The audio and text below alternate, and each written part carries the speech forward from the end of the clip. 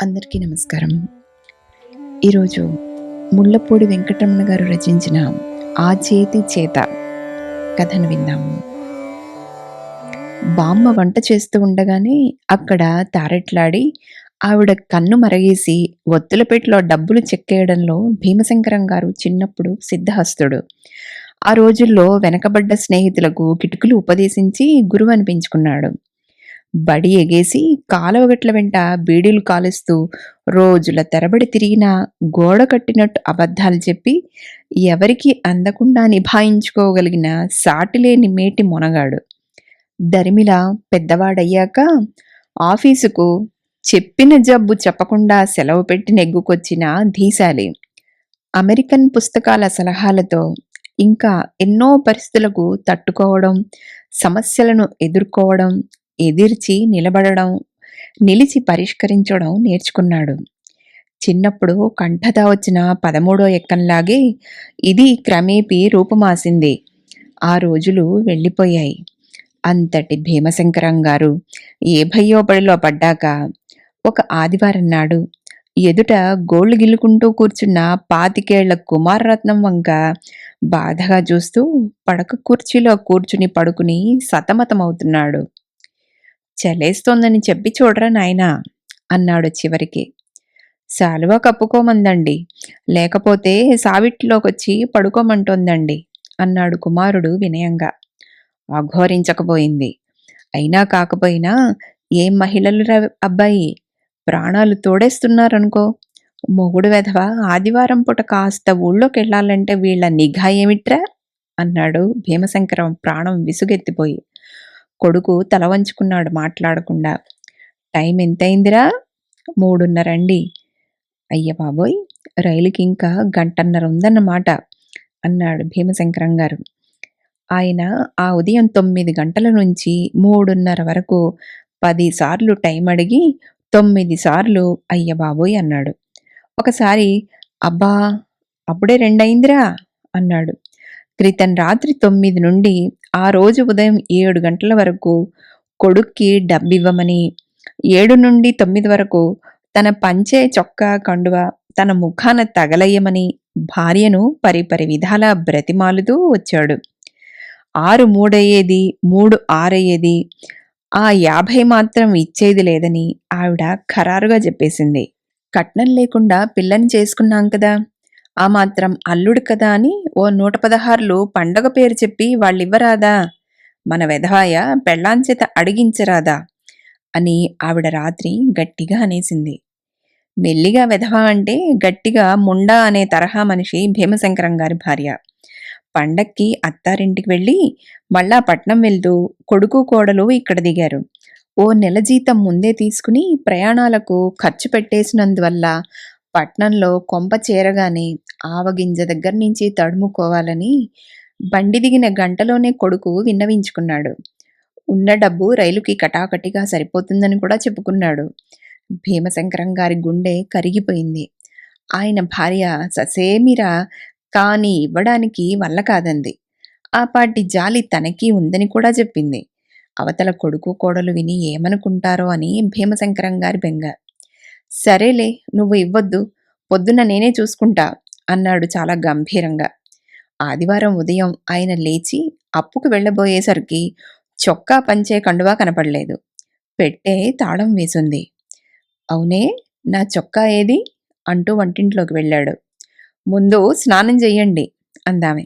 శంకరం గారు స్నానం చేసి కట్టుకున్న పంచె తడిపేశాడు. ఓ అంగవస్త్రం తువ్వాలు అందించిందావిడ. అవి కట్టుకుని దేవుడికి దీపం వెలిగించి ఓ పువ్వు ముక్క పడేసి లేచాడు. ఉట్టి వెనుక చిల్లక్క కొయ్యకి తగిలించి ఉన్నాయి తన ఆఫీసు దుస్తులు. కాస్త ఆశ్చర్యపడుతూ తీసుకోబోయేసరికి, ఆగండి, ఆదివారం పూట ఎక్కడికెళ్తారు అందామె. పనుంది. నాకు తెలుసు ఆ రాచకార్యం. మీరేం వాడికి డబ్బు తెచ్చివ్వక్కర్లేదు. అంత అవసరమైతే ఇక్కడ ఇంకొక రోజు ఉండి అత్తారింటి నుంచి తీగటప్ప మీద తెప్పించుకోమనండి.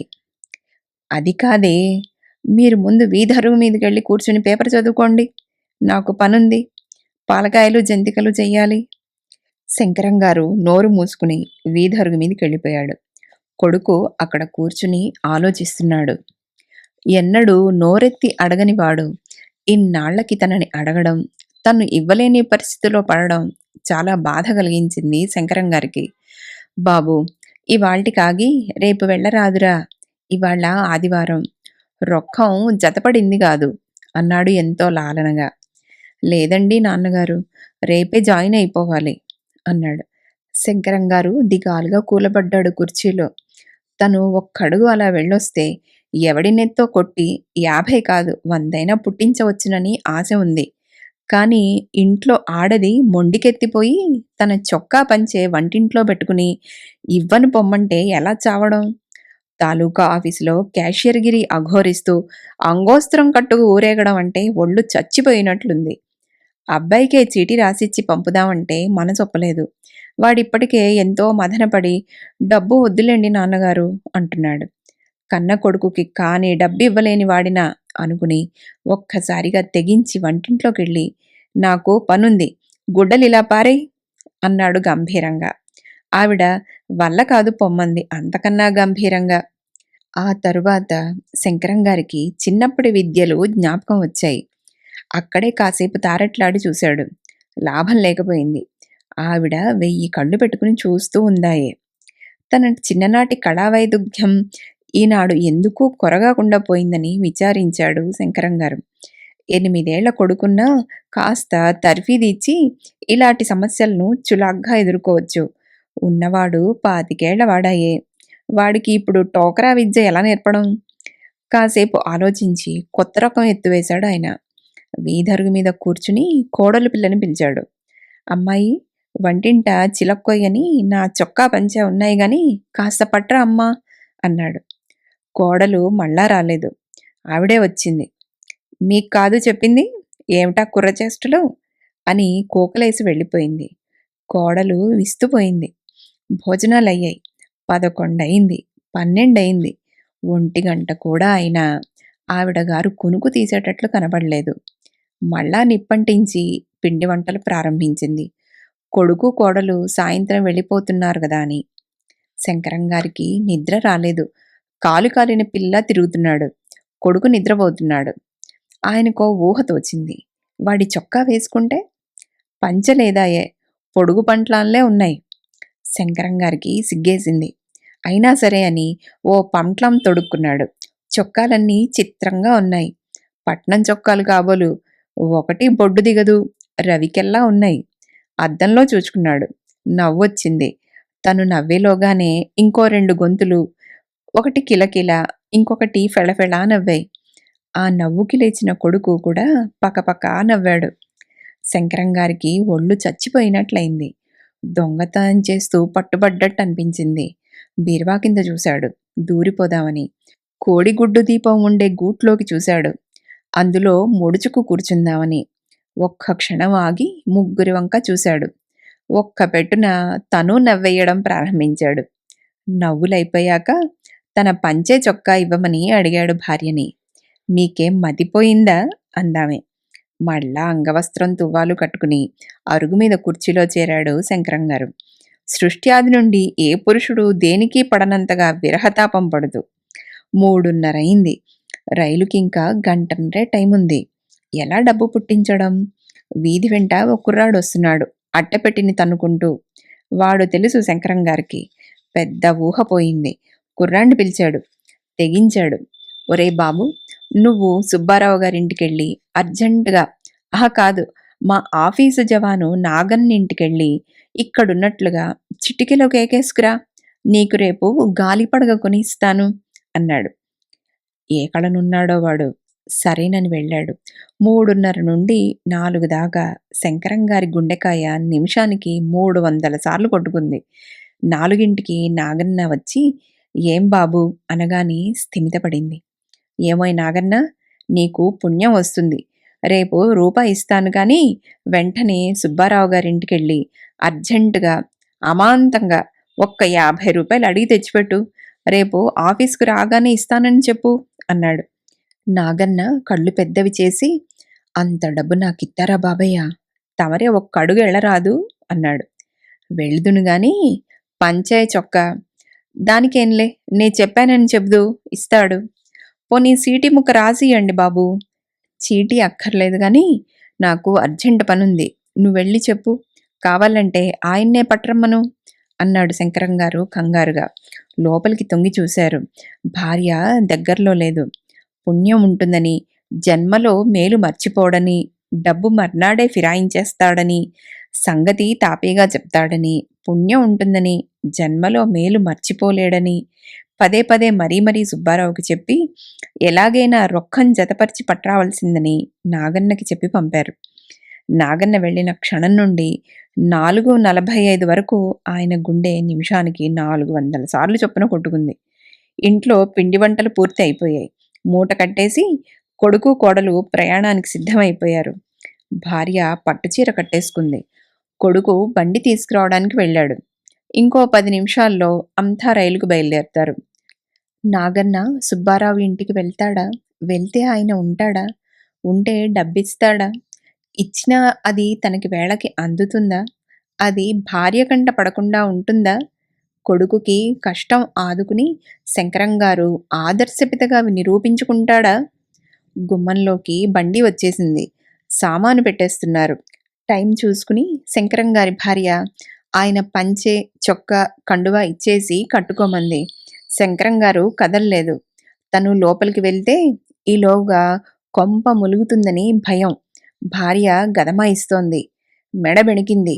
అర్జెంటుగా కాసిన్నీళ్లు కాచు, కాపడం పెట్టాలి అన్నాడాయన హఠాత్తుగా బాధపడుతూ. ఆవిడకి జాలేసింది. పొద్దుట్నుంచి ఒక్కరు ఆ పడక కుర్చీలోనే కూర్చున్నారాయే, బెణకదు మరి అంటూ లోపలికి వెళ్ళి కుంపటి రాజేసింది. ఈలోగా నాగన్న సుబ్బారావింటికి వెళ్ళాడు. సందేశం అందజేశాడు. క్యాషియర్ గారికి అప్పిచ్చినా పువ్వుల్లో పెట్టి మళ్ళీ ఇవ్వగలరన్న ధీమాతో సుబ్బారావు గారు 50 రూపాయలు నాగన్నకిచ్చి పంపాడు. నాగన్న వాయువేగ మనోవేగాలతో వచ్చి శంకరం గారికి రొక్కం అందించాడు. నాకిత్తానన్న రూపాయి ఏది బాబూ అన్నాడు. రేపు రేపు రేపు లేదు, ఇప్పుడు చిల్లర లేదు. రేపు రెండిస్తాలే, పద పద పద అంటూ శంకరంగారు ఆదరాబాదరా డబ్బు పంచె చొక్కా పట్టుకుని పడమటింట్లోకెళ్ళిపోయి తలుపేసుకున్నాడు. రైలొచ్చింది. నలుగురు ఎక్కి కూర్చున్నారు. అక్కడ కూడా శంకరంగారికి స్వేచ్ఛ లేకపోయింది. భార్య ఒక పక్క కోడలికి నీతులు నూరిపోస్తూనే తనని ఓ కంట కనిపెట్టి చూస్తోంది. అత్తయ్య, మా అమ్మ లేని కొరత తీర్చారు మీరు. ఈ ఒక్క రోజులోనూ మా పిన్ని ఇంత ఆప్యాయంగా నన్నెప్పుడూ చూడలేదత్తయ్య. మీరు మా ఊరు రావాలి, నెల్లాళ్లపాటు ఉండాలి అంది కోడలు హఠాత్తుగా. శంకరంగారి భార్య ఉక్కిరి బిక్కిరి అయిపోయింది. కోడలి శీర్షాన్ని ఆఘ్రాణించింది. మెటికలు విరుచుకుని నా తల్లే అంది ఉప్పొంగే ప్రేమతో. ఒక్క క్షణం ఆగి, ఏవండి, కోడలికి పువ్వులు కొనిద్దామనైనా లేదు కదా? వేళైనట్లుంది. చటుక్కున వెళ్ళి కాస్త దవనం మరువం 4 చేమంతి పువ్వులు పట్రండి అంటూ ఓ పావలా తీసిచ్చింది. శంకరంగారు ఎగిరి గంతేశాడు. నువ్వు కూడా వెళ్ళరా, ఆయన బేరం చేస్తే వాడిన పువ్వులే వచ్చేది అందావిడ. దారా నాన్న అన్నాడు శంకరంగారు విడుదలైన ఖైదీలా. పువ్వులు కొన్నాక అంగీ జేబులోంచి 50 రూపాయలు తీసి కొడుకు జేబులో పెట్టాడు. భద్రం నాయనా, కోడలికి చెప్పకు, అవసరానికి ఉంచుకో, ఇంతకన్నా ఏం చేయలేకపోయాను, తాపీగా పంపుతానులే అనేసి కొడుకు జవాబు వినకుండానే రెక్క పట్టుకుని రైలు పెట్టె దగ్గరికి ఈడ్చుకొచ్చేశాడు. రైలు కదిలింది. రతి మన్మధులు చెన్నపట్నానికి, పార్వతీ పరమేశ్వరులు స్వగృహానికి బయలుదేరారు. ఒంటెద్దు బండిలో జేరిగిలబడి కూర్చుని అబ్బాయి మొహం అనాంతడైంది. బయలుదేరినప్పుడు వెనక నుంచి డబ్బు పంపుతానన్నారు కాబోలు. అవేం వల్ల కాదు అందావిడ హేళనగా. శంకరంగారు ధీమాగా నవ్వాడు. కోడలి పిల్ల మొహం కలకల్లాడుతూ కనబడింది. ఏమిటి సంగతి? తెగించి ఓ పావలా చేతిలో పెట్టి గుప్పెటి మూసి జంతికలు కొనుక్కోమన్నావా అన్నాడు. పిల్లలు అవస్థ పడతారని నాకూ తెలుసు. అక్కడికి పెద్ద మీకే ప్రేమ ఉన్నట్లు. నిన్న ఇవాళ నా ప్రాణం తీశారు కానీ పావలా ఏం కర్మ. నిన్న మీరడిగిన 50 రూపాయలు మిమ్మల్ని పువ్వులకి పంపినప్పుడు పిల్ల చేతిలో పెట్టి గుట్టుగా దాచుకోమని చెప్పాను. అబ్బాయికి ఈ సంగతి రాయబోకండి, రేపే తగలేస్తాడు అందావిడ విలాసంగా. అబ్బే, నేను రాసినా వాడలా అడగడులే అన్నాడు శంకరంగారు గుంబనగా. అదండి ముళ్ళపూడి వెంకటరమణ గారి ఆ చేతి చేత. తల్లిదండ్రుల ప్రేమలు ఎంత గుంభనంగా ఉంటాయో ఈ కథలో ఎంత చక్కగా చెప్పారో కదా! అందరూ లైక్ చేసి, సబ్స్క్రైబ్ చేసుకోవడం మర్చిపోకండి. అలాగే మీ ఆత్మీయుల గ్రూప్స్‌లో షేర్ చేసి, ఈ ఛానెల్‌ని ప్రమోట్ చేయండి. అందరికీ ధన్యవాదాలు. రేపు మరో మంచి కథతో